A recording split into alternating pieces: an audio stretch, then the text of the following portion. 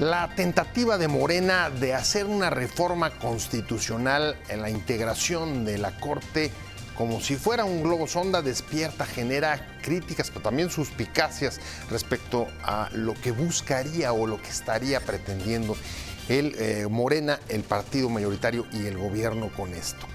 Como preguntan algunos exjuristas, exministros de la propia Corte, ¿es necesaria esta reforma?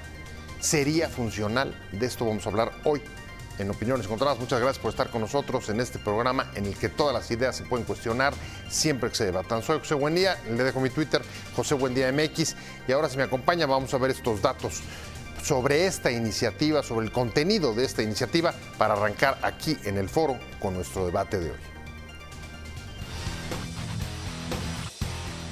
Morena impulsa ahora en el Congreso una iniciativa de reforma para ampliar de 11 a 16 el número de ministros del Pleno de la Suprema Corte de Justicia.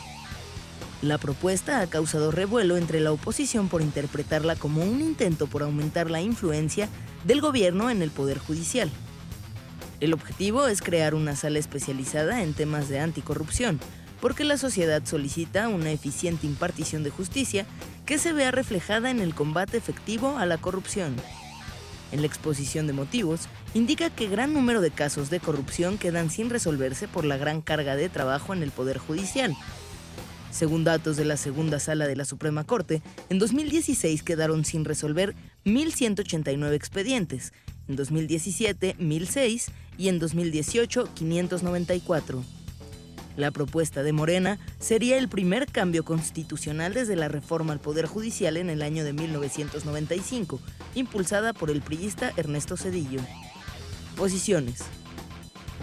1. El presidente López Obrador confirmó que están buscando que exista una nueva sala anticorrupción en la Corte, lo que generaría que hubiera 5 nuevos ministros para sumar 16, y criticó que existan organismos e institutos que son aparatos burocráticos.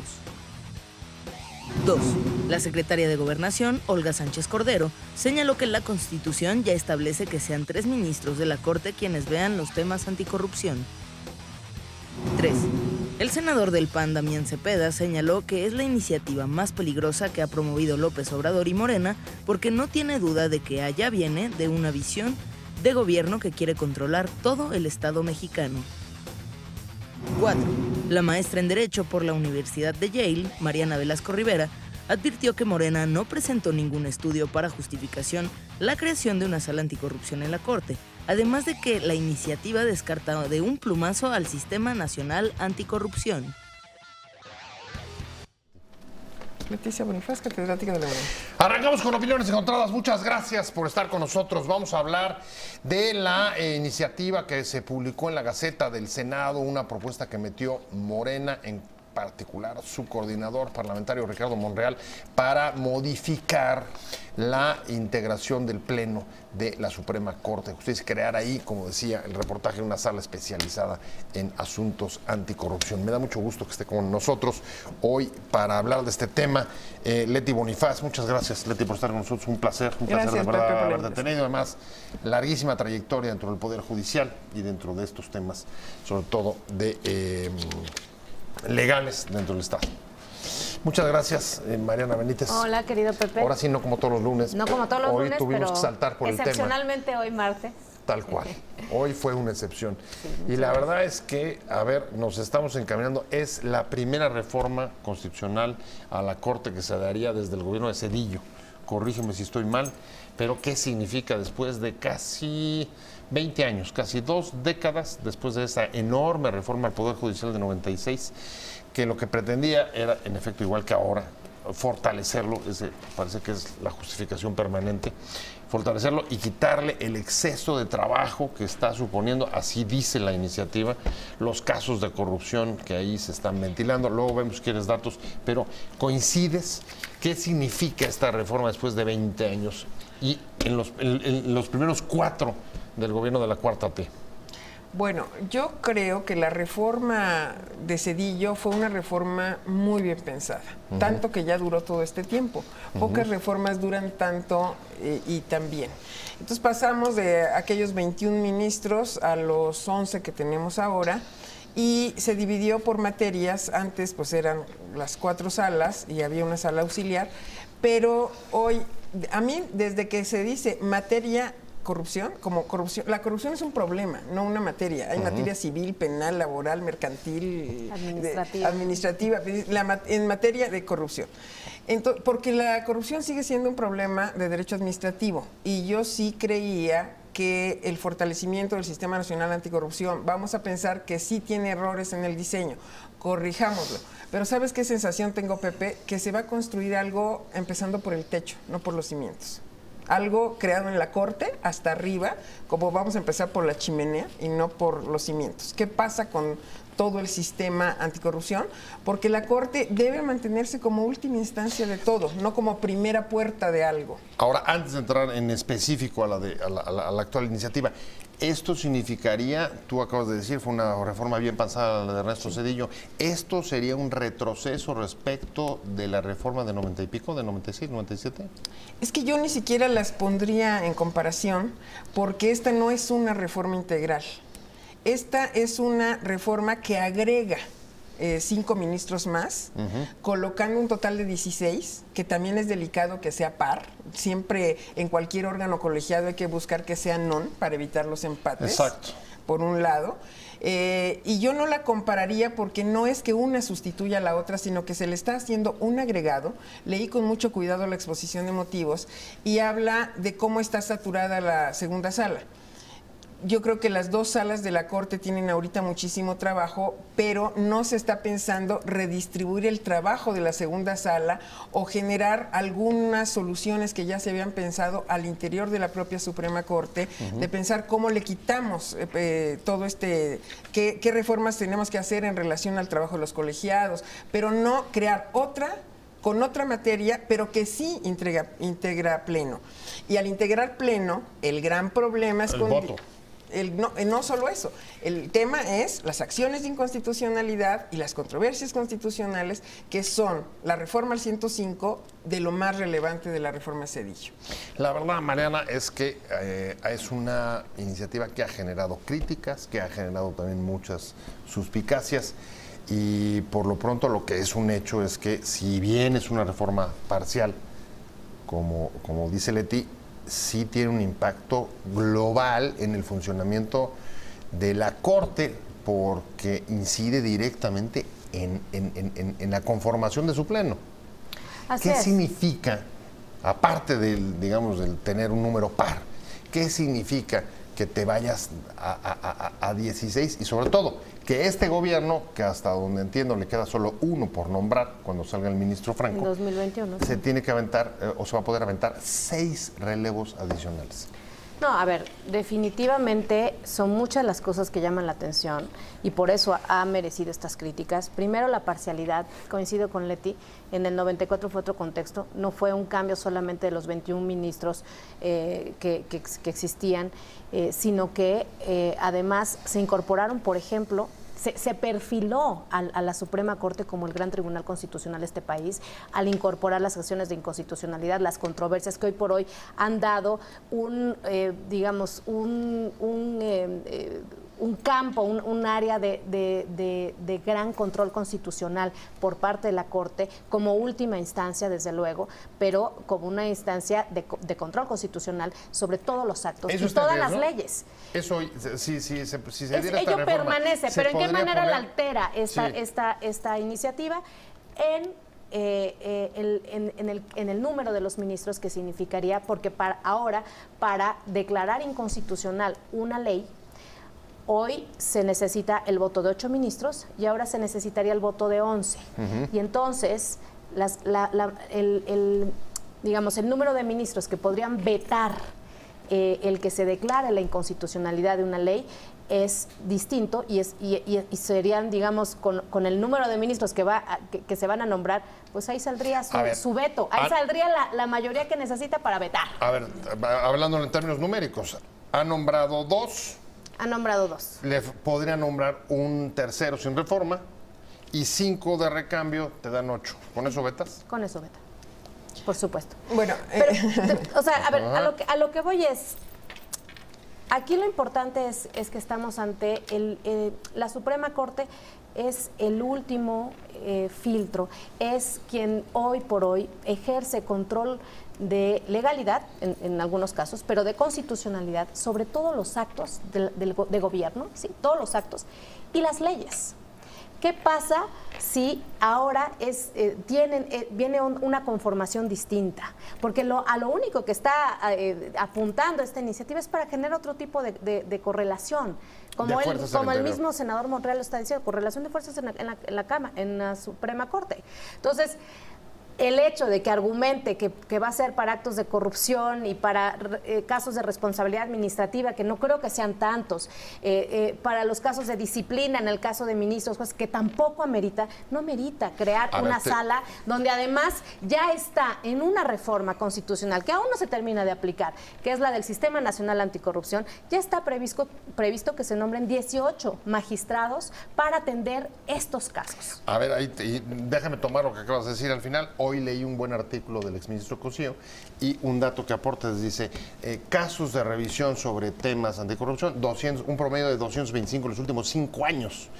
No sé, la verdad es que ahí sí me declaro, no sé si eso es una carga tan fuerte como justifica o como quiere justificar la iniciativa de Monreal, pero en todo caso lo que él dice es, ese dato lo usa para decir, no es necesaria.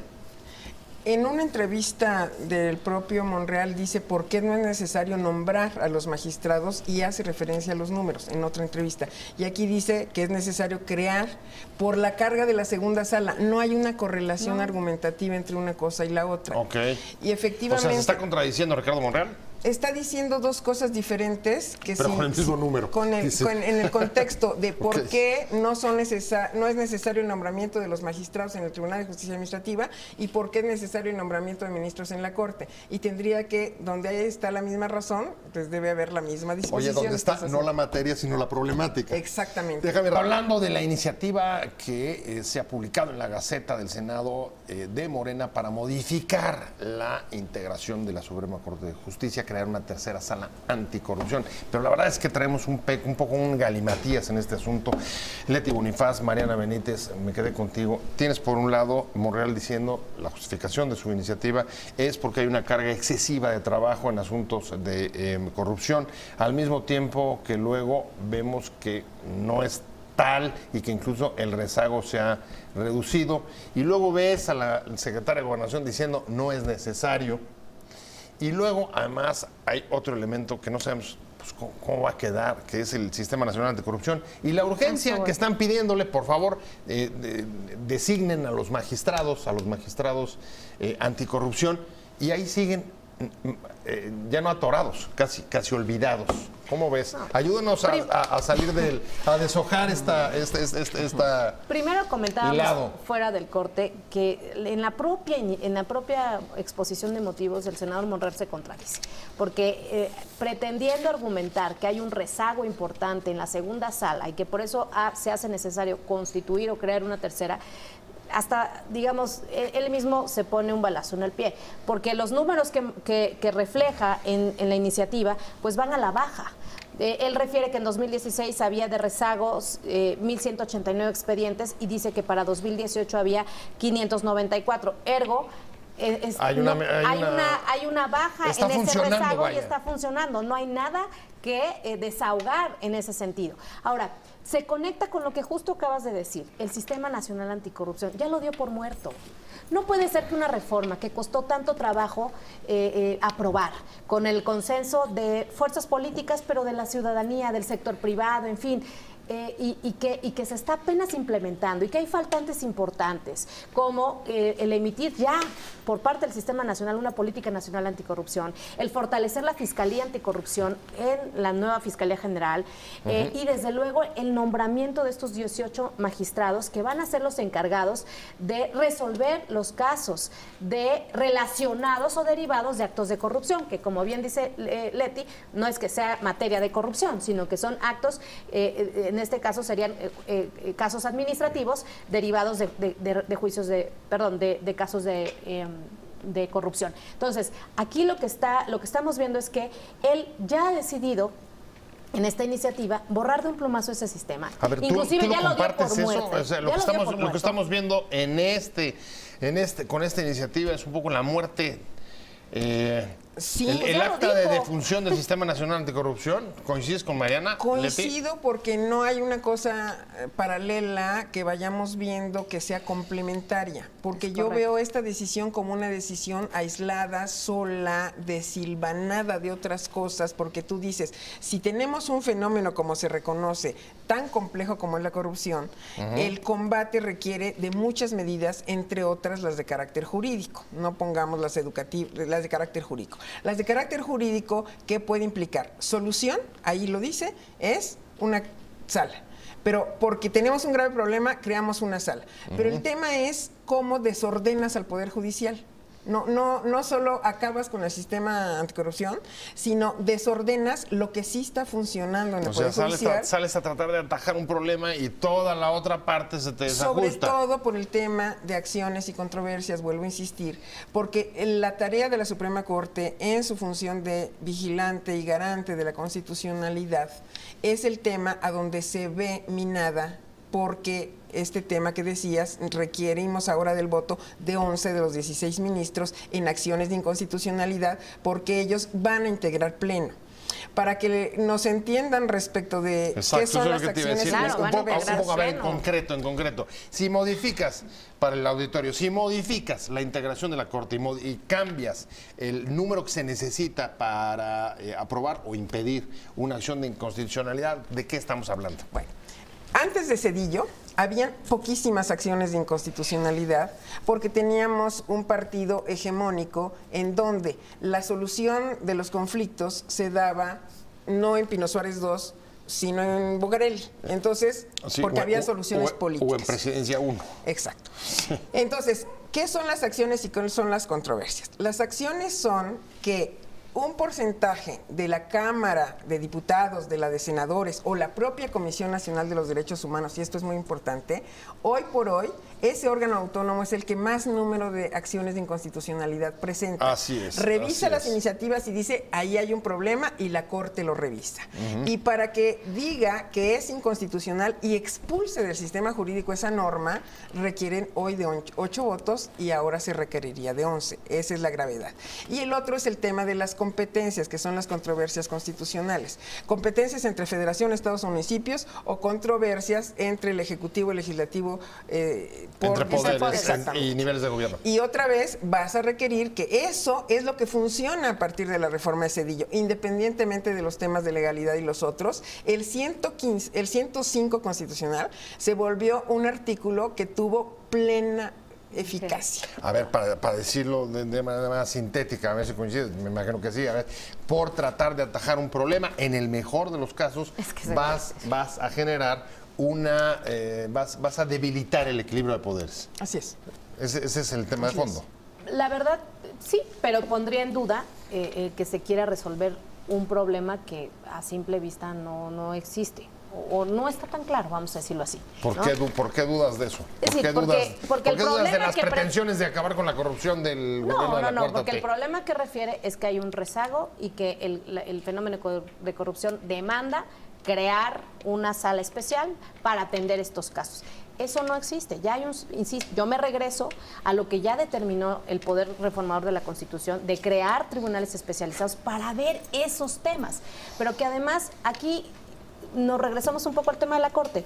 Son temas ya para los abogados de legalidad. Entonces, al menos eso se advierte de la iniciativa, es querer hacer a la Suprema Corte, ya perfilado como tribunal constitucional, a un tribunal de legalidad donde va a conocer de primera mano, vamos a decirlo así, temas que tienen que ver con estos casos, estos juicios derivados de actos relacionados con la corrupción. Entonces, vas a como dice, alterar ese orden que ya se había conseguido y la verdad es que por nada, realmente no hay necesidad de afectar de esa manera a la Corte. No hay una necesidad imperiosa para trastocar la conformación de la Suprema Corte. Máxime, que lo dice el propio presidente de la República, él no está de acuerdo, al menos eso es lo que dice, en crear más burocracia. Es también contradictorio con el mensaje de Morena de decir de austeridad, de querer ahorrar, porque crear una sala implica un gasto mayúsculo, porque cada ministro, cada ponencia, pues no creas que tiene 2 asesores. Tiene un número importante de proyectos, es todo un aparato. Entonces, realmente, por ese lado, se cae el argumento también de la iniciativa y se cae también en el argumento de que existe un rezago y por eso hay una necesidad de crear una tercera sala. Bueno, de hecho, habría que también señalarlo, no hay suficiente consenso, incluso al interior del gobierno respecto de esta iniciativa. La ministra de Gobernación, la secretaria de Gobernación, Olga Sánchez Cordero, se le va a decir, a ver, la verdad, hay un problema. No se necesita porque ya tenemos esa tercera sala en el Tribunal de Justicia Administrativa, justo donde no han nombrado, ¿no? Justo ahí donde es ahí es su lugar. Ese es su lugar. Eso es lo que ella está diciendo. Ustedes coinciden con Olga Sánchez Cordero. Totalmente, tiene razón. Bueno, es que estamos hablando, pues ella fue ministra de la Corte, vivió esa transformación, fue de hecho ministra que se eligió en la reforma del sí, la que duró 21 años junto con el ministro Silvanes. En la reforma del 94, ella fue una de las ministras que fueron designadas en ese, derivado de esa reforma en el 95. Ahora, perdón, yo sé que meterse en la interpretación política es complicado, pero ¿no les parece un poco raro que una reforma de esta envergadura que podría trastocar el equilibrio de poderes, el secretario de Gobernación y el líder de Morena en el Congreso, del Senado, no la hayan peloteado antes y haber salido, digamos, juntos? Un poco raro, ¿no? A mí lo que me parece es técnicamente las deficiencias de una exposición de motivos que ni siquiera te deja claro la razón, ¿no? Los párrafos son vagos, ambiguos, para una reforma de esa trascendencia, porque efectivamente, Pepe, la gran preocupación es, vas a alterar el equilibrio de los poderes. Ese es el punto. Estamos entonces ante una iniciativa, ante un, como se dice, un globo sonda para medir, no sé exactamente qué, pero para ver cuál es la percepción que puede haber respecto a una reforma de esta naturaleza. Hablando de la iniciativa de reforma de Morena en el Senado para reformar la Suprema Corte de Justicia, la integración de Supremo, crear una tercera sala anticorrupción. Y antes de irnos al corte, Mariana Benítez, Leti Bonifaz, ponía sobre la mesa, importa por supuesto el fondo, también la forma, la manera como esta iniciativa la envió Ricardo Monreal, coordinador de Morena en el Senado, al recinto legislativo, se publica en la Gaceta Oficial. Sin embargo, pues todavía no es materia, no entiendo que todavía no ha sido materia de discusión y da la impresión por las formas de que podemos estar también ante una especie de globo sonda para medir qué tanto podría ser o existir resistencias o reacciones a un cambio de esta magnitud en los equilibrios constitucionales, en concreto en los controles, como tú decías hace rato, en los controles del Ejecutivo y del Legislativo. Mira, Pepe, a mí lo que me preocupa es que las reformas al Poder Judicial nunca han interesado a todo el mundo, porque el Poder Judicial se sigue viendo ajeno, esa es la verdad. Los 4 años que trabajé difundiendo lo que hace el Poder Judicial es parte de esa tarea de qué tiene que ver y cómo se abre la puerta, no solo de Pino Suárez, sino todo el aparato del Poder Judicial Federal. Y mucha gente lo considera ajeno, de eso que tiene que ver conmigo. O sea, cómo afecta mi vida, mi cotidianidad, exactamente. Mi Entonces, la reacción que vimos con estancias infantiles, con violencia contra las mujeres, en donde sí estás pegando directamente y se ve la afectación, no la veo directa en el Poder Judicial y otra vez se vuelve un tema de círculo rojo y de la gente que entiende que en el equilibrio de los poderes, ¿por qué es tan importante tener un judicial autónomo y un judicial muy sólido? Es decir, en ese sentido, si hay poco interés y sobre todo si no ves la reacción que ha generado en la opinión pública, en redes sociales, temas como las estancias y eso, la vulnerabilidad o los riesgos de avanzar, digamos, solamente con obra y gracia de las mayorías, ¿te parece que es es mayor el riesgo? ¿Tú coincides, Mariana? Mira, yo coincido en que sí, no es un tema que sea tan asequible para el resto de la población. Sin embargo, puede pasar, espero que pase el mismo sendero que pasó el tema de la discusión de la Guardia Nacional, en donde, bueno, las voces de sociedad civil, inclusive el sector privado, las cámaras empresariales, legisladores, etcétera, digamos, provocaron que hubiese una discusión, que hubiese un cambio, que ahorita lo que esté haciendo el presidente de la República, digamos, otra cosa es distinto, pero lo que es el proceso legislativo en que se aprobó esta Guardia Nacional... En que se modificó la propuesta del Ejecutivo, para decirlo claramente.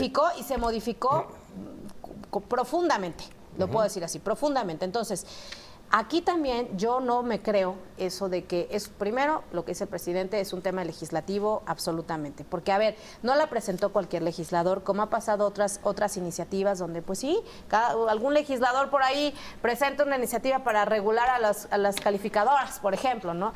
Y se arma un verdadero escándalo. Aquí estamos hablando del coordinador parlamentario de Morena. Y el coordinador parlamentario cuando presenta, y yo fui legisladora, cuando presenta una iniciativa es porque, y más, si es un coordinador del gobierno, sí, es decir, del partido en el gobierno, pues tiene que llevar toda la venia y autorización del gobierno. Entonces, no me creo esa de que es un tema ajeno a la presidencia de la República. Sí, es difícil. Yo creo que están mandando, coincido contigo, para sondear de qué tamaño es la oposición o la reacción a este tema, y yo espero que sea muy grande, porque para mí es la reforma constitucional más peligrosa, más grave, contra nuestro propio sistema de contrapesos, contra la propia democracia, ¿sí? Por los efectos que tendría el que no exista, si el que la Corte se transforme en un cuerpo judicial afín a los designios del presidente. Bueno, no, y habría que decirlo, incluso ahí está la propia reacción del presidente cuando le preguntan después de que se presenta la iniciativa de Morena y dice, pues sí, no me gustan las burocracias, pero pues vamos a ver si encontramos alguna manera de poder apoyar una iniciativa como la creación de una tercera sala. No se ha referido, y ahí atiendo, más bien recupero lo que decía sobre acciones paralelas a esta iniciativa respecto al Sistema Nacional Anticorrupción. No sé cuántas veces han visto nombrarlo al presidente en sus mañaneras. Nunca. Pero creo que es bastante ausente. En el examen de los 100 días se dijo que la palabra que más ha pronunciado es la palabra corrupción. Sin duda. Sin duda. Pero no el sistema o soluciones, que ya haya para eso. Entonces puede ser también que eso lleve como el impulso de es una buena reforma cualquier cosa que se haga contra la corrupción, claro, aunque le estés dando en la torre a tu institución garante de la constitucionalidad del país. Sí, ahí sí, perdón, pero te puedes ir, pues lo que quiero decir es, te puedes ir rápido con la finta.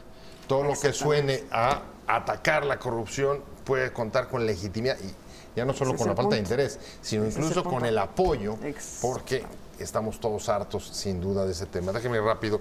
Gracias por seguir con nosotros. Estamos hablando de esta iniciativa que ha generado en la opinión pública críticas, también recelos, suspicacias, la reforma o reformar la integración del Pleno, crear una nueva sala en la Suprema Corte de Justicia, una sala anticorrupción, a pesar de que el Tribunal Administrativo ya la tiene y cumpliría buena parte de esas funciones. Y uno de los grandes, parece ausentes en esta reforma, o de los que serían afectados, sería Leti Bonifaz, Mariana Benítez, el Sistema Nacional Anticorrupción. 20 años desde la reforma, la última reforma al Poder Judicial de Zedillo, y esta reforma, la principal respuesta del gobierno de Peña, hasta donde yo logro ver, contra la corrupción, pues parece que no va a acabar nunca de salir. Se va a descarrilar por iniciativas como estas o la falta de nombramientos, pero vaya, ni siquiera ya deja tú que cambien las reformas o que tengan falta de continuidad ellas, sino que además ya ni siquiera están llegando a término. Ajá. Yo creo que lo que tendríamos que estar viendo es si el diseño del Sistema Nacional Anticorrupción no les gusta por alguna razón, que lo modifiquen pero completo. Que lo modifiquen, vamos a suponer, estos espacios de sociedad civil en donde en su momento estuvo Jacqueline Pechard o Mariclera Costa. El Comité de Participación Ciudadana. Exacto. Si tenía un rol también de contrapeso, de vigilancia, si así no, ¿cómo sí? Pero no solo, todo sustituido por una sala en la Corte. Eso es lo que a mí me parece que no corresponde, porque el problema es mucho más grave, como decía Mariana, si pensamos que la Corte no puede ser la puerta de entrada de solución de problemas de legalidad, sino la que revisa cuando ya pasaste por un proceso previo de quien hace la talacha abajo. Pero fíjate, de veras, es una jugada si nos pusiéramos en el billar a varias bandas, porque solamente con esta modificación, Mariana, alteras la modificación de los equilibrios en el Pleno de la Corte. Y además, un sistema que a todas luces no ha sido muy querido, ni muy, reconocido por el nuevo gobierno, pues lo dejas prácticamente invalidado. Invalidado porque, aunque, ojo, el Sistema Nacional Anticorrupción no es un órgano federal, hay que decirlo, es una instancia de coordinación de distintas autoridades de todos los niveles, de todos los órdenes de gobierno, ¿sí? Entonces ahí confluyen, obviamente, la Secretaría de la Función Pública, el INAI, las instancias que tienen que ser los espejos en los estados y todas esas dependencias que tienen que ver con el tema, la Auditoría Superior de la Federación, ¿no? Entonces, ahí confluyen muchas autoridades. Entonces, no puede decir que va a depender completamente de la voluntad del gobierno, pero claro que es imprescindible que el gobierno federal, el presidente, y más que ha sido su principal bandera, bandera de campaña, no tome liderazgo, porque si algo se requiere para que viva y respire este Sistema Nacional Anticorrupción, es el liderazgo del presidente, es la voluntad política de llevar de manera institucionalizada un programa, una gran política pública para combatir la corrupción que tiene que ser transversal. Voy a la recta final y una vez, analizado, visto la parte de la iniciativa en sí misma, está la parte de las suspicacias. Parece que todas recorren un punto y es iniciativas que tienden a debilitar los equilibrios, los controles, como mencionabas hace rato. Y yo te diría, ¿qué riesgo ves en este caso de que se trate una vez más de un temor que pueda ser fundado, de incrementar, si ya de por sí el mando de las urnas es fuerte, como no habíamos visto que en 20 años, por lo menos desde Fox, ahora esto, ¿te parece que va en esa dirección? Es que justamente el embate contra la sociedad civil, el embate contra los órganos autónomos, porque ahorita Mariana dijo algo muy importante, el tema del INAI, pero desde que nace el IFAI, también es una forma de combate a la corrupción, porque la transparencia, el garantizar la información y el que tú sepas qué está pasando es uno de los pilares del sistema anticorrupción, porque si nosotros pensamos antes del INAI o del IFAI qué pasaba, pues estábamos verdaderamente en otras condiciones. ¿En la opacidad? Entonces todo ese avance es criticado como es mucha burocracia, puede ser que haya excesos que se pueden corregir. Sin duda. Sí se puede mejorar. El hecho de pensar que pudiera ser de nuevo una instancia mucho más pequeña, pero insisto mucho en lo federal, estatal y municipal, porque todos los órganos nacionales se cambiaron de federales a nacionales por la atracción.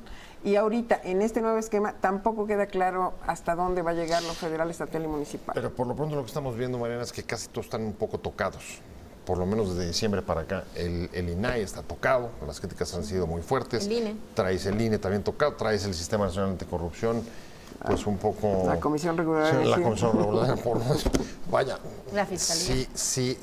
Sí ves, digamos, por decirlo coloquialmente, el lado de los perdedores de la Cuarta T. Sí. Y mira que muchas veces se dijo antes de la elección que era un riesgo, que no se confiaba en las instituciones. Y hoy, desafortunadamente, no nos ha demostrado lo contrario el presente gobierno. Ha sido embestida tras embestida. Y esta es otra más, pero yo digo que es la más peligrosa para el equilibrio de poderes. Ya me voy, en este ¿coincides? país. ¿Es la que más te preocupa de todas las que hemos visto? Sí, me preocupa y me preocupa mucho. Igual que Mariana, la más peligrosa.